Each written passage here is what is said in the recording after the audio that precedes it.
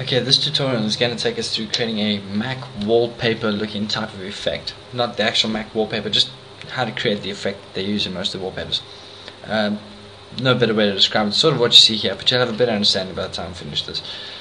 So let's get started. We're going to start by creating a new document. Say 400 by 300 should be fine. And once we have our new document, we're going to create a new layer. Then we're going to go select our rectangular marquee tool and select our workspace, right click in it and fill it with a color. Any color is fine, white's fine, it's just to give our new layer some body. We're going to bring up the blending options for that layer and we're going to give it a gradient overlay, and instead of a white to black gradient we're going to give it a bit of more of a color one, say a bluish green to black, but light, because it's going to be our front layer, so you'll understand why in a second.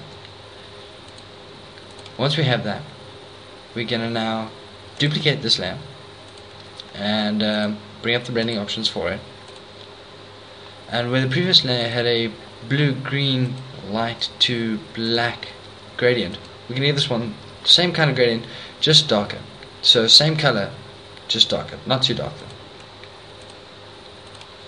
Now we're going to move our previous lighter layer in front of our new darker layer, and we're going to go and select our elliptical marquee tool, push Ctrl D to deselect your palette, and now what you're looking to create here is a sort of curved cut. So we'll sort of like that. What you're really looking for here is this area.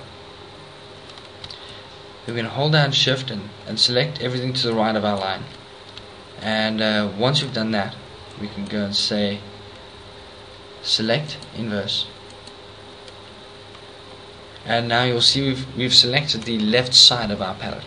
So everything on the left side of our lighter layer is now selected. So what we're going to do is we're going to hold down the delete key and it'll clear our selected area of the lighter layer.